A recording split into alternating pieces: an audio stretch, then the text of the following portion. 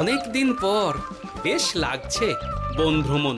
মাঝে মাঝে কাজের ফাঁকে এইসব জায়গায় এলে মন খুব ভালো লাগে। শুদ্ধ বাতাস, মাটির সোনা গন্ধ, পাখির কলতান, আহা।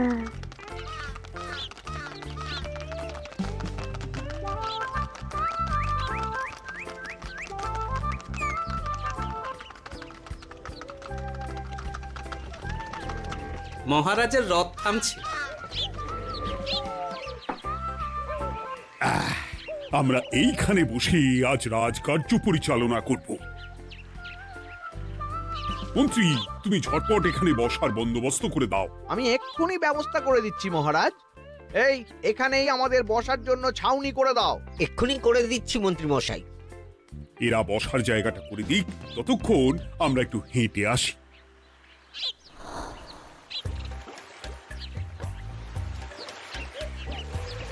সকালবেলা হাঁটা শরীরের পক্ষে খুব ভালো মহারাজ।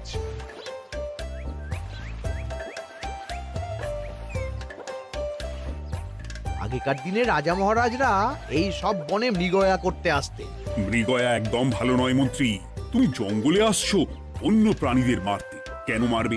ওরা তো তোমার কোনো ক্ষতি করেনি। না, তা করেনি, কিন্তু তখন ওটা রাজা মহারাজাদের খেলা ছিল। শুনেছি আপনার প্রপিতামহ খুব ভালো বাঘ শিকার করতেন, অনেক বাঘ মেরেছেন। মন্ত্রী, তুমি একটা কথা হয়তো জানো না। আমার প্রপিতামহ শিকার করতেন, কিন্তু কোনো স্বাভাবিক জানোয়ারকে নয়, যে বাঘ মানুষ খেকো হয়ে প্রজাদের ক্ষতি করত। আমার প্রপিতামহ সেই সমস্ত বাঘদেরই মারতেন। এছাড়া উনি বন্য প্রাণী সংরক্ষণ করতে বড়ই ভালোবাসতেন।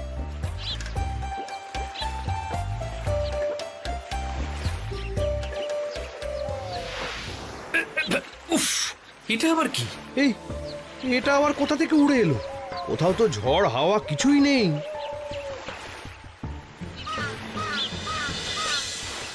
একটা ধাঁধা মহারাজ, এই কাগজে লেখা। ধাঁধা? পড়ো দেখি। জোয়ার ভাটা প্রভুর খেলা, ভাটা হবে হলে বেলা, ভাটা হলেই দেখা যাবে লাল রঙের এক পাথর পাবে, নদীর ধারে গর্ত করে যত্নে সাজাই কলস ভরে, হেথায় হোথায় ছড়িয়ে যাহা অন্ধকারে জলে তাহা, ঢুকলে চক্ষু ঝলসে যাবে, হাতের কাছে ঘন্টা পাবে, ঠিক ঘন্টা বাজলে পরে পড়বে ঝরে থরে থরে, ঘন্টা যদি হয় ভুল যেন তুমি হারাবে কুল, ঠিক ঘন্টা চিনতে হলে নকশা দেখো চক্ষু খুলে, সিন্দুক দেওয়ালে হাত দাও আসল ঘটনা জেনে নাও। ওরে বাবা, খুব দীর্ঘ ধাঁধা। তা মন্ত্রী, তুমি কিছু বুঝলে? এটা একটা গুপ্তধনের নকশা। এর মধ্যে গুপ্তধন কোথায় আছে তার একটা ধারণা দেওয়া আছে। গুপ্তধন? ওটা আমাকে পেতেই হবে, পেতেই হবে। দেখি দেখি একবার কাগজটা দাও। গোপাল, কাগজটা আগে আমার হাতে দাও, দেখি ভালো করে। এখন নদীতে জোয়ার চলছে গোপাল। একটু পরেই ভাটা শুরু হবে। হ্যাঁ, ভাটা না হলে কিচ্ছু বোঝা যাবে না। এখানে স্পষ্ট লেখা আছে, ভাটা হলেই দেখা যাবে লাল রঙের এক পাথর পাবে। তার মানে আমাদের ভাটা হওয়া পর্যন্ত অপেক্ষা করতে হবে। না, সময় নষ্ট না করে ধাঁধাটার সমাধান করতে শুরু করি। ভাটা হলে একটা লাল রঙের পাথর দেখা যাবে, এই পর্যন্ত পরিষ্কার আছে। বুঝতে হবে ওর পর থেকে। পড়ো গোপাল, চলো আমরা সবাই বুদ্ধি লাগাই। নদীর ধারে গর্ত করে যত্নে সাজাই কলস ভরে। এটার অর্থ ধাঁধাটা মাথায় বসিয়ে নিয়েছি, এবার কে কি বলবে সেটা শুনতে হবে। চলো গোপাল, আমরা ধাঁধা যেমন যেমন বলেছি তেমন তেমন ভাবেই চলি। চলুন মহারাজ, এখন আমাদের দেখতে হবে লাল পাথর। কোথায় আছে লাল পাথর? চলো চলো সবাই, চোখ কান খুলে আমরা নদীর পাড় ধরে হাঁটি। আমি একটু তফাতে হাঁটি।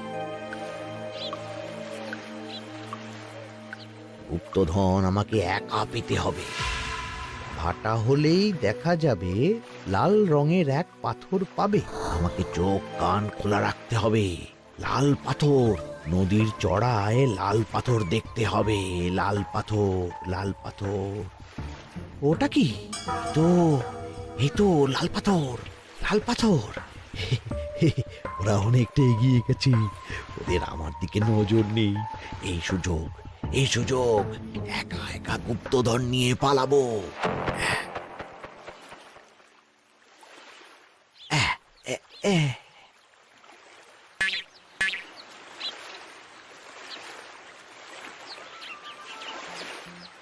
কি গো, আমরা তো হেঁটেই চলেছি, লাল পাথর তো কই দেখতে পাচ্ছি না। আরেকটু হাঁটতে হবে মহারাজ, গুপ্তধন বলে কথা, ওকে আর সহজে ধরা দেয়? সেটা অবশ্য সঠিক কথা। আচ্ছা, আমরা সবাই তো আসছি হেঁটে হেঁটে, মন্ত্রী মশাই গেলেন কোথায়? ও কি যে ঘটে! সত্যি তো, মন্ত্রী কোথায়? ও সেনাপতি, মন্ত্রীকে দেখেছো? কই না তো মহারাজ। তাহলে কোথায় গেলেন মন্ত্রী মশাই? এই জঙ্গলে বাঘ ভাল্লুক আছে, শেষে কিনা বাঘে নিল। হায় হায় হায়, মন্ত্রী গিন্নির কাছে আমি কি মুখ দেখাবো? হুম, বাঘ ভাল্লুকের পেটে যাবার লোক তো মন্ত্রী মশাই নন। ও গোপাল, কি ভাবছো? কিছু তো একটা বলো। এখন আমাদের মন্ত্রী মশাইকেই খুঁজতে হবে। তবে মন্ত্রী মশাই বাঘ ভাল্লুকের পেটে যায়নি। তুমি নিশ্চিত হচ্ছ কি করে? অত পেঁচালো মানুষকে বাঘ ভাল্লুক গন্ধ শুকেই ছেড়ে দেবে, হজম করতে পারবে না। না না না, এখন রসিকতা করার সময় নয়, আমাদের মন্ত্রীকে খুঁজে বার করতেই হবে। কোথায় গেল মন্ত্রী? চলো চলো, গুপ্তধন মাথায় থাক, চলো মন্ত্রীকে খুঁজি। আহ, মন্ত্রী কোথায় গেল কে জানে। একবার পুরো ধাঁধাটা ঝালিয়ে নি। ভাটা হলেই দেখা যাবে লাল রঙের এক পাথর পাবে। ভাটা হয়েছে, লাল রঙের পাথরের মাথায় চাপ দিয়ে গুহার মুখও খুলেছি। এবার এবার নদীর ধারে গর্ত করে যত্নে সাজাই কলস ভরে। এটাই তো ঠিক বুঝতে পারছি না।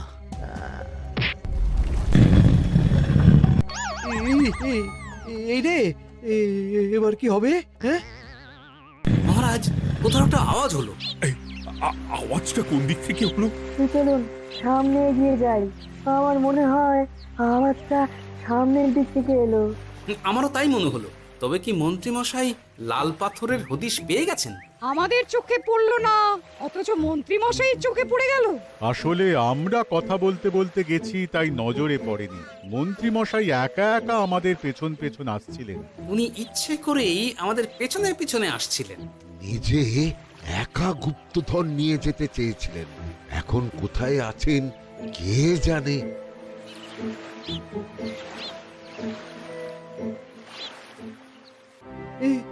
অন্ধকারে কিছু দেখতে পাচ্ছি না তো। দাঁতাতে কি ছিল? হ্যাঁ, কি ছিল? হেথায় হোথায় ছড়িয়ে যাহা, অন্ধকারে জলে তাহা, ঢুকলে চক্ষু ঝলসে যাবে, হাতের কাছে ঘন্টা পাবে। পেয়েছি পেয়েছি, ঘন্টা ঘন্টা ঘন্টাটা পেতে হবে। ঘন্টাটা ঘন্টাটা ঘন্টা। ভাটা হলেই দেখা যাবে লাল রঙের এক পাথর পাবে, নদীর ধারে গর্ত করে যত্নে সাজাই কলস ভরে, হেথায় হোথায় ছড়িয়ে যাহা, অন্ধকারে জলে তাহা, ঢুকলে চক্ষু ঝলসে যাবে, হাতের কাছে ঘন্টা পাবে। ঠিক ঘন্টা বাজলে পরে পড়বে ঝরে থরে থরে, ঘন্টা যদি হয় ভুল যেন তুমি হারাবে কুল। ঠিক ঘন্টা চিনতে হলে নকশা দেখো চক্ষু খুলে, সিন্দুক দেওয়ালে হাত দাও আসল ঘটনা জেনে না। এবারে ভালো করে ঠান্ডা মাথায় ভাবতে হবে। ভাটা হলেই দেখা যাবে লাল রঙের এক পাথর পাবে। সেই লাল পাথরটাই তো খুঁজে পাওয়া যাচ্ছে না, অথচ মন্ত্রী মশাই খুঁজে পেলেন। আওয়াজটা কোথা থেকে আসছিল? এই কাছে পিঠে এই কোথা থেকে আওয়াজটা আসছিল।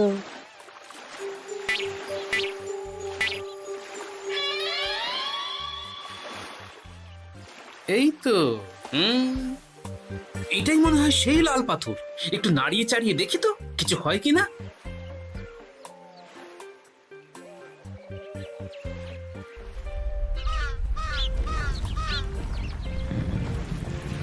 এই তো, কাজ হয়েছে। এই তো সুড়ঙ্গ। আপনারা নিচে নামুন। আপনারা কি দেখছেন সেটা বলবেন মহারাজ। সবাই যদি নেমে যাই, যদি কোনো কারণে সুড়ঙ্গের মুখ বন্ধ হয়ে যায়, তাহলে আর আমরা বাইরে বেরোতে পারবো না মহারাজ। গোপাল ঠিকই বলেছে, আমরা দুজন বাইরে থাকি। মহারাজ আর একটা কথা, কোনো ঘন্টায় হাত দেবেন না, মনে আছে তো? ঘন্টা যদি হয় ভুল, যেন তুমি হারাবে কুল। ওরে বাবা, এই বয়সে আর কুল হারাতে চাই না। ঠিক আছে, তোমার কথাই অক্ষরে অক্ষরে পালন করব। দেখি এই সুরঙ্গে মন্ত্রীমশাইকে দেখতে পাই কিনা। চলুন মহারাজ, সুরঙ্গে নামি। সবাই সাবধানে নামো।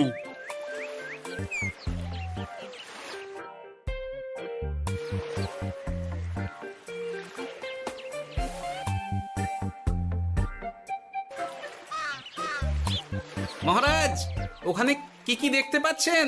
ওখানে কি মন্ত্রী মশাই আছেন? না গোপাল, মন্ত্রীকে এখনো দেখতে পাইনি। শুধু আমি এখানে অজস্র পাথর দেখতে পাচ্ছি। পাথরে পাথরে ছয় লাভ, ছোট বড় অজস্র।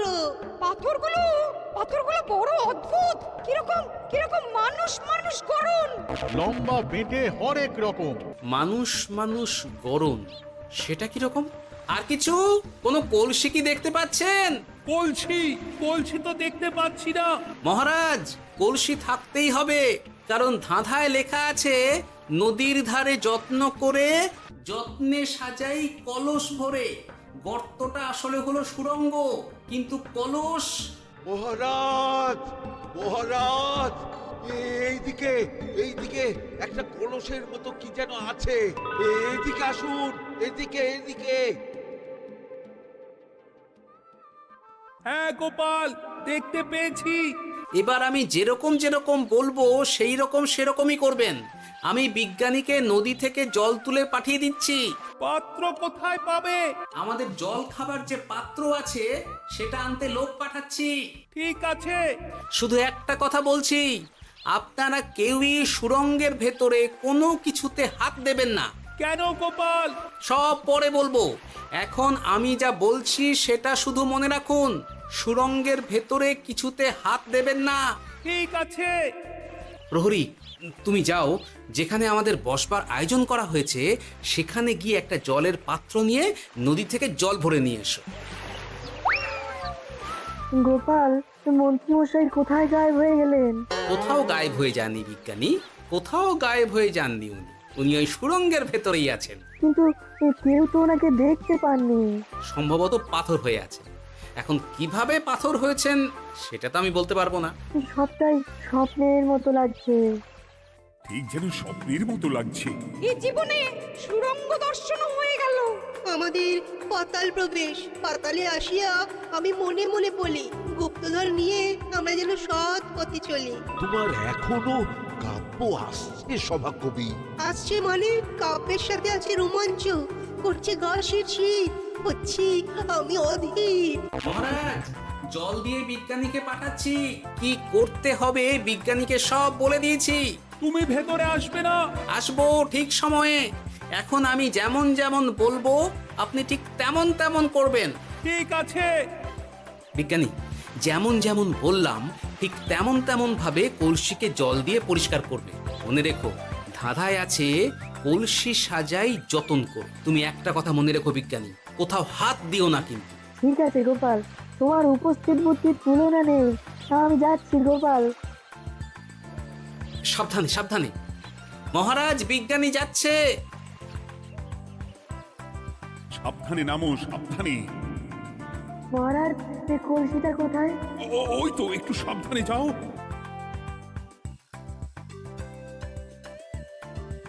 বিজ্ঞানী, কলসির দেখা পেয়েছো? পেয়েছি পেয়েছি পেয়েছি। এবারে কলসিটাকে ভালো করে জল দিয়ে ধুয়ে দাও। কলসির আলোয় সুড়ঙ্গ আলোকিত গোপাল। এরপর কি? ভালো করে দেখুন মহারাজ, কোথাও ঘন্টা দেখতে পাচ্ছেন কিনা। ঘন্টা? একটা তো নয়, সার সার ঘন্টা, অনেকগুলো ঘন্টা। সাবধান, ঘন্টায় হাত দেবেন না, শুধু দেখুন।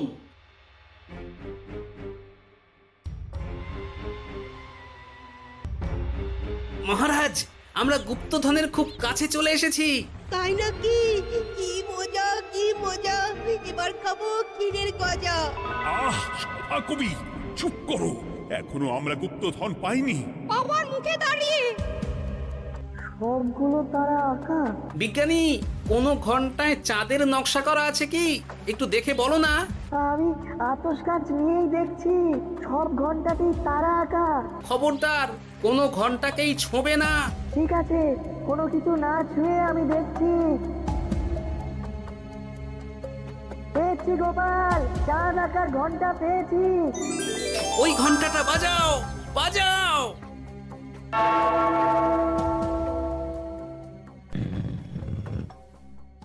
গুপ্তধন পেয়েছেন মহারাজ? বাঁচাও বাঁচাও বাঁচাও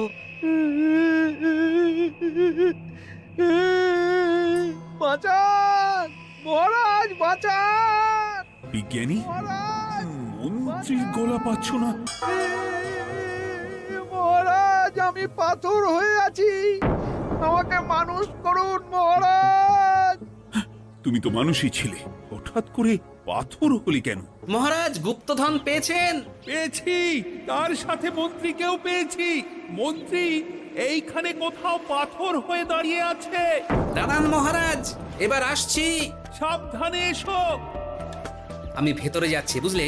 যদি কোনো কারণে দেখো পাথরটা গুহার মুখটা আটকে দিয়েছে, অমনি তোমাদের কাজ হলো পাথরটাকে ছুঁয়ে ফেলা, বুঝলে? ঠিক আছে গোপাল দাদা, আমার মনে হয় বিপদ আর কিছু ঘটবে না, তবুও সাবধানের তো মান নেই। ঠিক আছে, তুমি নিশ্চিন্তে ভেতরে যাও। বাঁচাও, আমাদের বাঁচাও, আমাদের সবাইকে মানুষ করুন। আমাকে মানুষ করুন মহারাজ। আপনাকে তো মানুষ করা হবে মন্ত্রী মশাই। আগে বলুন, আপনি পাথর হলেন কি করে? ও, মনে পড়েছে, ধারার শেষ লাইন। সিন্দুক দেওয়ালে হাত দাও, আসল খবর জেনে না। সত্যি গোপাল, তুমি না থাকলে এই এত কিছু আমাদের সবার কাছে অজানাই থেকে যেত।